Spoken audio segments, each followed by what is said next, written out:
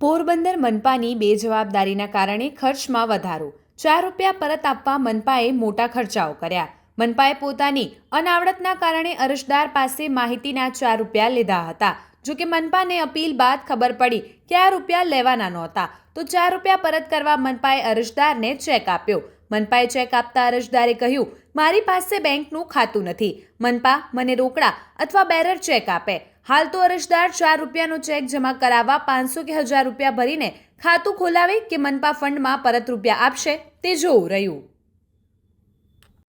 અમોએ પોરબંદર નગરપાલિકા પાસેથી અમુક માહિતીઓ માંગેલ હતી અને આ માહિતી મેળવવા માટે નગરપાલિકા દ્વારા અમોને ₹4 જમા કરાવવાનું આવશ્યક વિભાગમાંથી જણાવવામાં આવેલ હતું.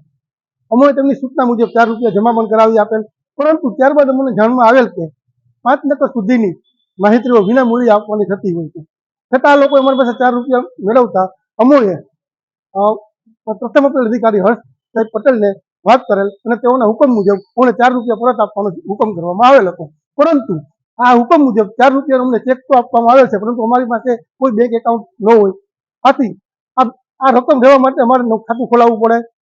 અગાઉ પણ અમે 4 રૂપિયા ભરવા માટે ઘણો સમય અને પૈસા વ્યર્થ કરેલા છે અને ફરીને 4 રૂપિયાનો અમને ચેક મળતા અમારી પાસે કોઈ ખાતું ન હોય, ખાતું ખોલાવવા માટે પણ અમારે 2 થી 3000 રૂપિયાનો ખર્ચો કરવો પડે છે. આથી અમારી રિક્વેસ્ટ ને વિનંતી એવી હશે, આ રકમ જે છે અથવા તો બેરર ચેક આપો અથવા તો નગરપાલિકાના ફંડમાં જમા કરી આપો.